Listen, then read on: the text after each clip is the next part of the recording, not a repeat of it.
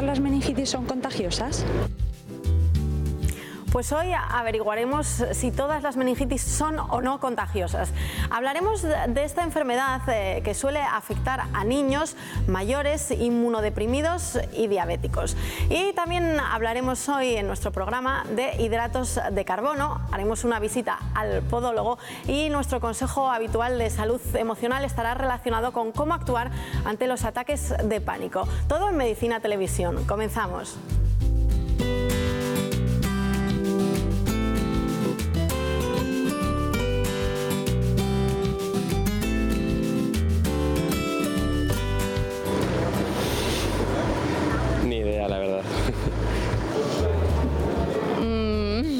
Poca cosa. Nada, muy poca información. Me acuerdo que hubo como una plaga, o como se diga, cuando éramos más pequeños en mi colegio, pero no, nada más. Bueno, pues Óscar, bienvenido. Parece que no sabe mucho de meningitis la gente. ¿Qué tal, Carmen? Afortunadamente yo creo que no saben mucho sencillamente porque cada vez es mucho menos frecuente y cada vez ocasiona menos problemas de mortalidad. Por tanto, hay cosas que es bueno no saber nada porque eso quiere decir que van muy bien. Bueno, pero como nosotros hablamos, ¿verdad?, de medicina, vamos a hablar de lo que es hoy la meningitis. Cuéntanos. Bien, la meningitis es la inflamación de unas envolturas que tiene el cerebro, es decir, todos conocemos más o menos lo que es el cerebro con esas rugosidades que tiene, pues bueno, por encima de eso hay una serie de capas, 3 capas en concreto, la dura madre, la pía madre y las aracnoides, que digamos que lo que llevan básicamente son fluidos, sangre y nutrientes para que a través de ellos se nutra el cerebro y otras estructuras del cráneo.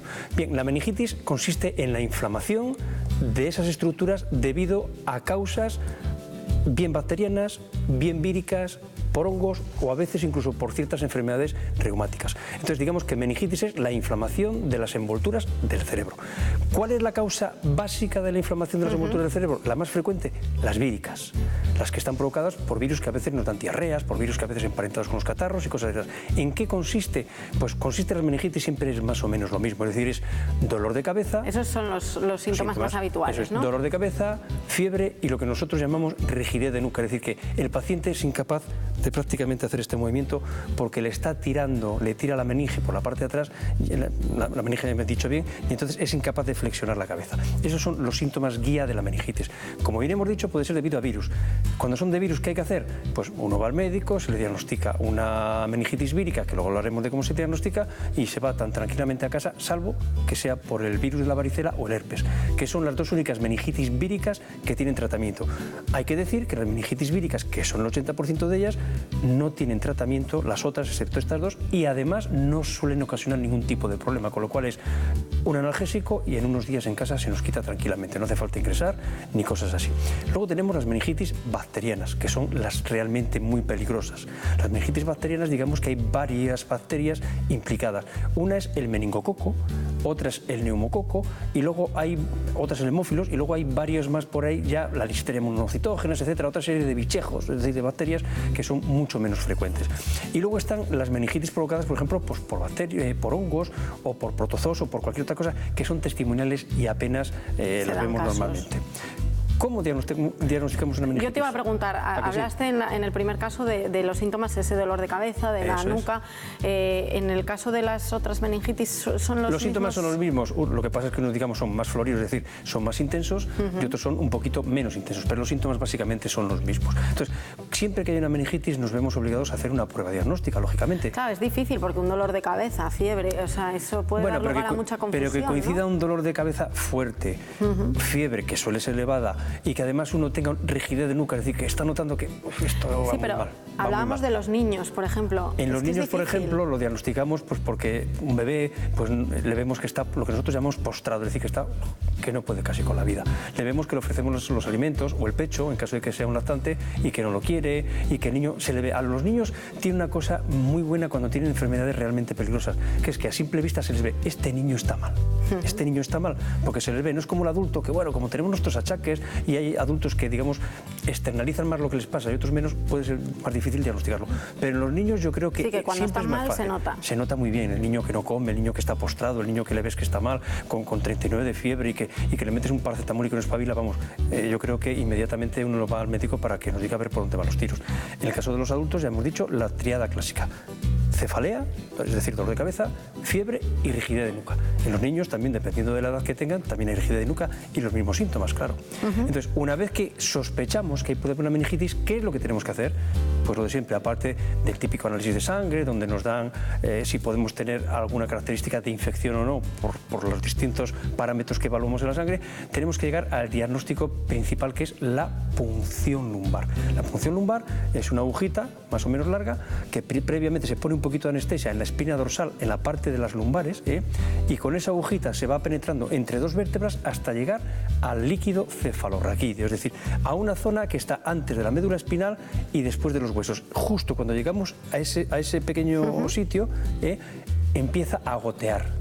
Por la aguja que tenemos empieza ahí el líquido cefalorraquídeo, que por cierto hay que tener cuidado cómo y cuándo se hace, porque a veces podemos complicar las cosas. Es decir, si tenemos por ejemplo mucha presión en la parte de la cabeza, podemos provocar una hernia de todo el encéfalo y nos cargamos al individuo, o sea que la cosa es muy seria. Mía. Hay que saber exactamente cuándo se puede y cuándo no se puede pinchar para hacer el diagnóstico. Entonces, una vez que hemos descartado eso, pinchamos y caen unas gotitas de líquido cefalorraquídeo. Eso lo llevamos al laboratorio y en el laboratorio nos dirán las características del líquido. Entonces, dependiendo de las características del líquido, nos dirán: oye, pues este paciente lo que tiene es un Coxsackie, un virus, vale, pues nada, paracetamol y para casa. Oye, este paciente lo que tiene es una Neisseria meningitis, un meningococo. Cuidado, ingreso y empezamos ya a meter antibiótico. Tiene un neumococo, ingreso y empezamos con antibiótico. Tiene cualquier otra cosa, ingreso y empezamos con antibióticos y lo que proceda. Que es habitualmente, por lo que veo, es el tratamiento que se suele seguir, ¿no? El ingreso siempre es necesario. En las víricas no, salvo que sean por varicela y por herpes. Es decir, volvemos a recapitular, el 80% son víricas y de ese 80% una pequeña porción son por el virus del herpes y la varicela, que son los que precisan tratamiento. El resto no precisan tratamiento, es simplemente diagnosticar que es una infección de las meninges vírica sin gran importancia y en casa simplemente con analgésicos, en el plazo de unos cuantos días se nos va a quitar. De hecho, probablemente a los 40 o 50 años de edad todos hayamos pasado una meningitis vírica y ya ves que no nos ha dado ningún problema. Vale, vamos ahora con las preguntas con las preguntas de la calle, ya que hemos visto que la gente no tenía muy claro lo que era la meningitis. Vamos con las preguntas.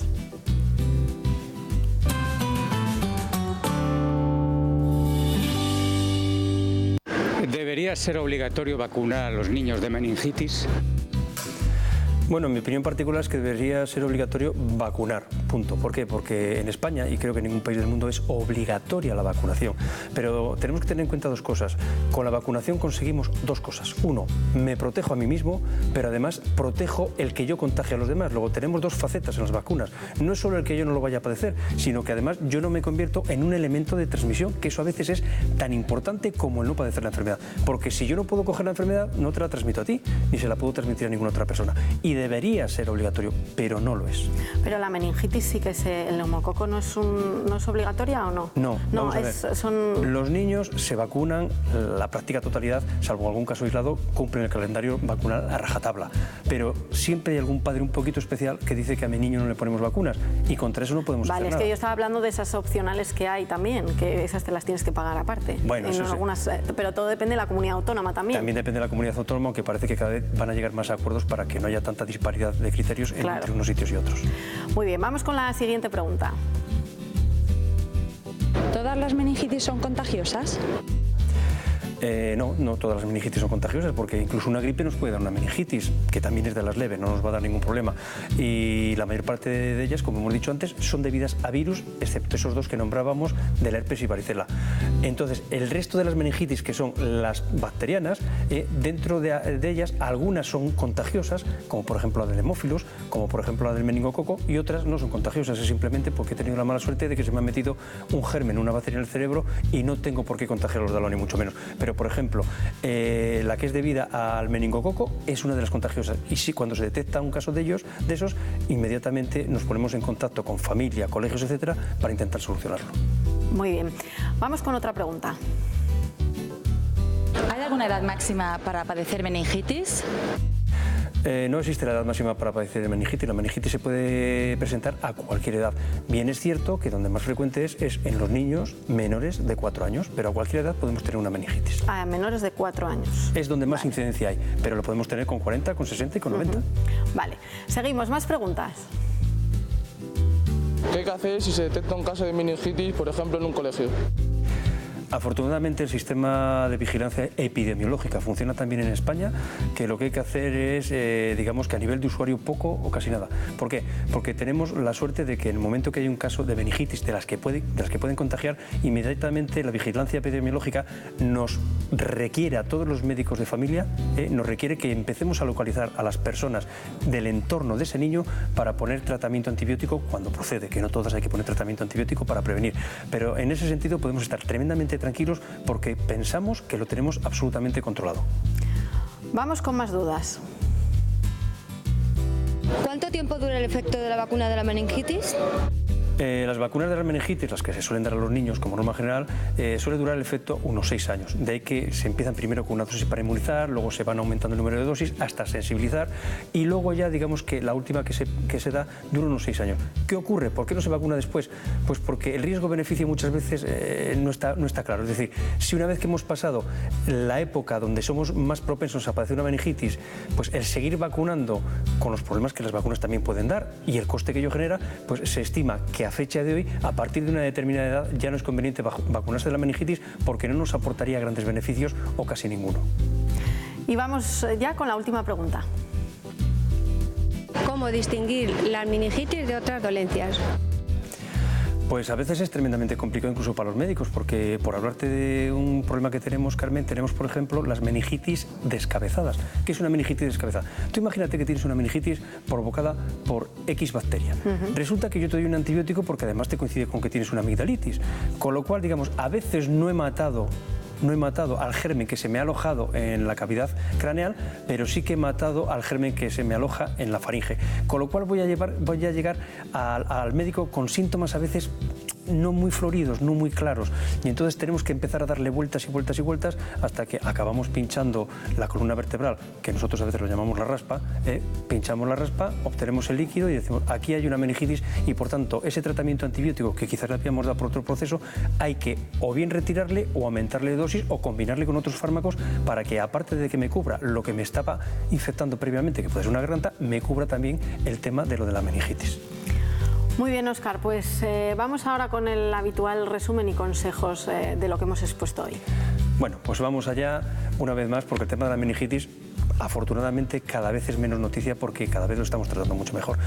Lo primero es que los síntomas típicos son la fiebre elevada, los vómitos, dolor de cabeza, rigidez de nuca, como hemos dicho anteriormente. No tenemos que olvidarnos de que, aparte de todos estos síntomas, en los bebés debe sospecharse una meningitis cuando hay rechazo en la alimentación, mal aspecto general, respiración quejumbrosa, decaimiento, irritabilidad y lo que nos da la impresión de ver a un niño que no está sano como corresponde para su edad. Para saber a ciencia cierta si uno tiene una meningitis o no tiene una meningitis, la prueba principal y fundamental es la punción en la columna lumbar para evaluar el líquido cefalorraquídeo, que es un líquido que nos baña, por llamarlo de alguna forma, todo el sistema nervioso central. Luego, los enfermos con meningitis bacterianas contagiosas deberán tomar medicamento preventivo en los contactos más íntimos, perdón, los enfermos no, los familiares y contactos de los enfermos de meningitis bacteriana tienen que tomar medicación para evitar el desarrollo de una meningitis y nuestros médicos nos avisarán quiénes y en qué condiciones tenemos que hacerlo. Y luego que las meningitis virales, que son las más frecuentes, no suelen requerir ningún tipo de tratamiento, salvo dos tipos de ellas, que son la meningitis por herpes y la meningitis por la varicela. Muy bien, Óscar. Vamos a cambiar totalmente de tema. Yo he querido averiguar, me he ido al podólogo y he querido averiguar cada cuánto hay que ir, qué problemas se suelen dar habitualmente en los pies. Así que, si te parece, luego lo comentamos y vemos lo que me han contado.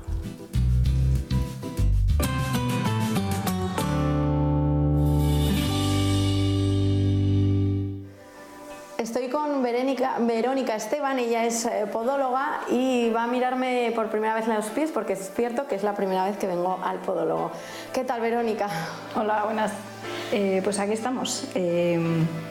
Lo que me gustaría contarte es un poco qué son las patologías del verano que nos afectan a los pies y bueno, sí que es importante el acudir por lo menos una vez al año al podólogo. ¿Una vez al año? Una vez al año sería importante el hacer una revisión de los pies, una revisión general. Lo que hacemos en esas revisiones pues básicamente es ver el estado de las uñas, cómo están las durezas nos dan información de cómo pisamos, de cómo se comporta nuestro pie dentro de un calzado, si aparecen algún tipo de roces. Entonces lo que hacemos en esas revisiones anuales pues es aprovechar para hacer la quiropodia, que es el tratamiento del pie, de corte de uñas, de limpieza de durezas, y valorar si hay alguna patología o alguna cosa, alguna infección, alguna otra cosa más que nos puede estar haciendo daños. ¿Cuáles suelen ser esas patologías más comunes, las que normalmente os encontráis los podólogos? Las que vemos a nivel de uñas pues pueden ser hongos, pueden ser traumatismos, uñas que se engrosan. A nivel de piel pues son callosidades en el dorso de los dedos o en la planta, grietas en la zona de los talones.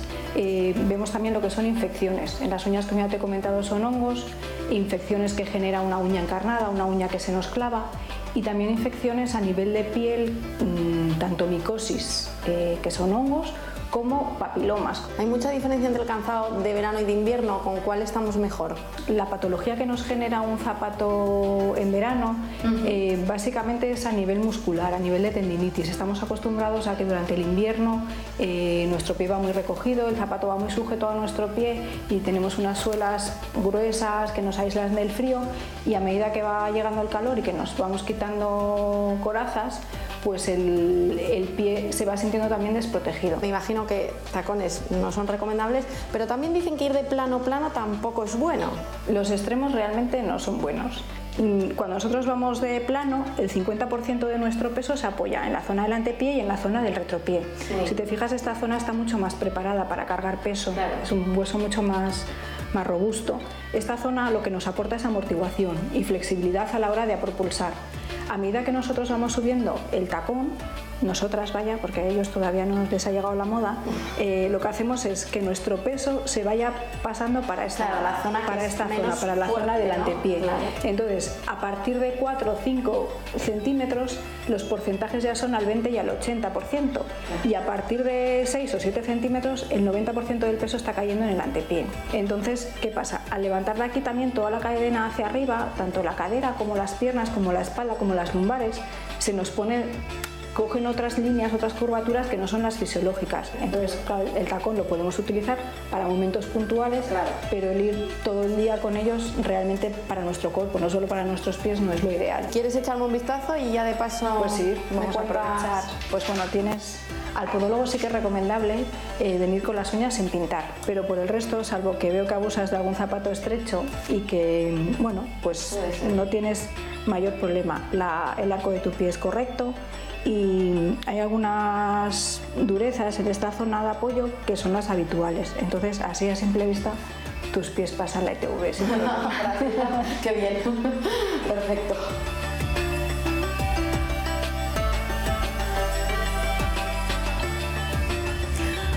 Bueno, lo de pintar las uñas pasa también cuando vas, incluso cuando vas a dar a luz cualquier cosa, te dicen no lleves nunca las uñas pintadas. ¿Qué datos sacáis de las uñas? Pues en un caso como este podemos sacar, por ejemplo, si hay hongos o no hay hongos, o si hay malformaciones unguiales. Y, por ejemplo, en el tema de pintado de uñas, tenemos unos aparatitos que se llaman los pulsoxímetros, que son esa especie como de dedales que nos ponen así cuando estamos muy malitos, que lo que nos dan es la cantidad de oxígeno que tenemos en la sangre. Entonces, claro, eso lo da por unas diferencias de longitud de onda. Bueno, es un mecanismo muy complicado, que en el momento que tú tienes laca de uñas, eso se puede alterar. Así, Y en muchas ocasiones nos encontramos con pacientes comprometidos desde el punto de vista cardiológico, respiratorio, y en un parto se pueden complicar las cosas, y lo primero que tenemos que hacer es quitar esa laca para poner el pulsoxímetro y ver exactamente cómo andamos de oxígeno en la sangre.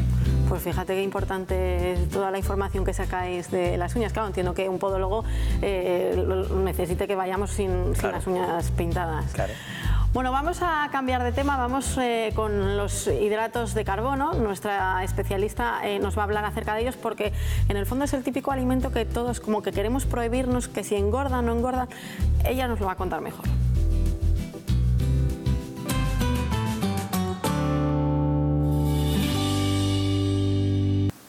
Bien, los hidratos de carbono es otro de los macronutrientes que contienen los alimentos, junto con las proteínas y los lípidos o grasas. Bien, los hidratos de carbono son fundamentales en la dieta De hecho, entre el 55 y el 60% de la energía que tomamos diariamente debe provenir de los hidratos de carbono y por tanto deben formar parte habitual de nuestra dieta. ¿De dónde obtenemos hidratos de carbono? Fundamentalmente de los alimentos de origen vegetal. Tenemos hidratos de carbono sobre todo en los cereales y en las legumbres y por supuesto en todos los derivados de estos. Por eso en la pirámide de la alimentación saludable los encontramos siempre en la base de la pirámide. ¿Cuáles son estos alimentos? Pues los derivados de los cereales, el pan, la pasta, también las patatas, los frutos secos también contienen hidratos de carbono, ¿vale? Y estos los debemos tomar todos los días y además en todas las comidas. ¿Por qué? Porque los hidratos de carbono son una fuente energética fundamental. ¿Vale? A través de los hidratos de carbono nosotros obtenemos la glucosa. La glucosa es el principal combustible de nuestro organismo. De hecho, por ejemplo, el cerebro solo puede obtener energía a través de la glucosa. Por eso es tan importante que incluyamos todos los días alimentos que contengan hidratos de carbono. Fundamentalmente el hidrato de carbono que más hay que consumir es el almidón, que es el hidrato de carbono de origen vegetal.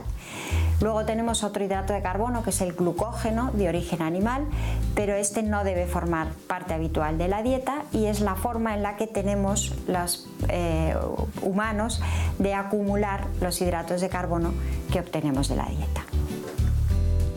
Pues fíjate, Óscar, que hay mucha gente que tiene demonizados, ¿no?, los hidratos de carbono por el tema de engordar y tal, pero es que lo hay, que son muchísimos alimentos y no los que hay que descartar de la dieta. No hay que descartar ninguno. Vamos a ver si el problema de la obesidad, que es lo que nos puede preocupar, no es un problema de hidratos de carbono, ni de proteínas, ni de grasas, es un problema de equilibrios, sin más. Es decir, hay gente que come mucha grasa, hay gente que come barbaridades de hidratos de carbono, entonces, pero el problema no es el hidrato de carbono, es que uno come de una forma inadecuada. Desde luego que son fundamentales y básicos para la vida, eso no cabe ninguna duda. Y restringir cualquiera de esas tres cosas, tanto los hidratos de carbono como las proteínas como las grasas, no tiene ningún sentido. Porque al final te crea la necesidad y te puedes acabar dando hasta un atracón, ¿no? Y puedes tener hasta problemas. Por ejemplo, hay dietas por ahí que consisten en hacer dieta a base de proteínas. Claro, cuando hacemos una dieta a base de proteínas, ¿qué hacemos? Fastidiarnos el riñón, por un ejemplo. Sí, eso sí que siempre se ha dicho de las dietas. Claro, con lo cual tiene que ser dieta equilibrada, donde tiene que haber una cantidad suficiente de hidratos de carbono, como ha dicho nuestra experta en nutrición, no cabe duda. Bueno, pues ahora nos vamos con salud emocional y nuestra especialista nos va a contar cómo reaccionar, cómo enfrentarnos a un ataque de pánico.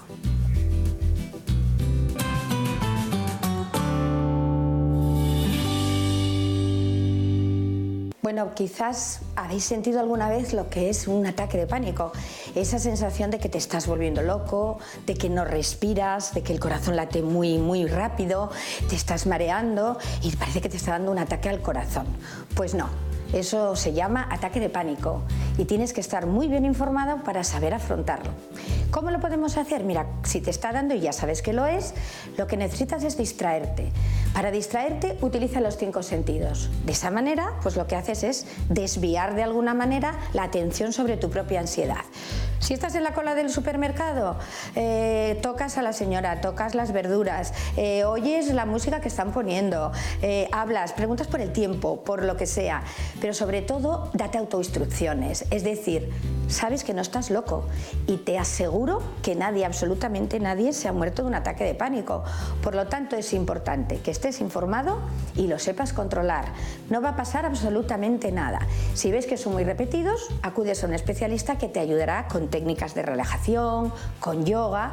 Es fundamental hacer deporte y tener una vida sana. Así que ya lo sabes, tú si quieres, puedes. Pues confieso que no me ha dado nunca un ataque de pánico y no he vivido de cerca el que a alguien le haya dado un ataque de pánico, pero los síntomas fundamentales, ¿cuáles son? Suerte que has tenido. Un ataque de pánico básicamente consiste, digamos, en una alteración consistente en que uno reacciona frente a una amenaza inminente sobre la vida sin que haya causa por ello. O sea, imagínese usted que de repente le dicen que, bueno, que está cayendo una bomba y que le va a caer a 5 metros. Entonces, que usted reacciona con lo que tiene que reaccionar, que es las pupilas se ponen grandes, se erizan los pelos, empieza la taquicardia, empieza la respiración fuerte y la sensación de que algo va a pasar y me voy a morir. Eso es lo que ocurre frente a una situación normalita y corriente sin que tenga ningún desencadenante objetivable. ¿Qué es lo que hay que hacer? Uno, si uno no tiene ninguna enfermedad y ya sabe que es un ataque de pánico, es intentar tranquilizarse y saber que si tengo una edad como puedes tener tú, por ejemplo, decir, bueno, ¿qué me va a pasar? No me va a pasar nada. ¿Por qué? Porque cuando uno se convence de que esto va a ir bien y es un ataque de pánico y etcétera, etcétera, etcétera, uno acaba asumiendo que le está pasando eso y poco a poco, en muchas ocasiones, cede solo. Vale, pues oye, me apunto todo esto por si acaso, pero confío en que no me dé ningún ataque de pánico. Claro, el problema es cuando un ataque de pánico o algo parecido a un ataque de pánico le da a una persona mayor y que tiene, por ejemplo, una enfermedad coronaria. Ya. Ahí estamos hablando de palabras mayores, porque el ataque de pánico no le va a dar ningún problema, pero igual su corazón sí ya cuenta el ataque de pánico. Por lo tanto, es muy importante hacer el diagnóstico correcto y aprender a dominarlo. Y si uno no puede dominarlo, tendrá que acudir al médico para que el médico ponga el tratamiento oportuno. Muy bien, Óscar, pues gracias por estar un día más conmigo. Por supuesto que gracias a ti, como siempre, Carmen, y gracias a todos ustedes por habernos escuchado otro día más. Nosotros ya saben que volvemos en un próximo programa en el que vamos a hablar de muchos más temas, como siempre, relacionados con medicina, con salud y con bienestar. Les esperamos.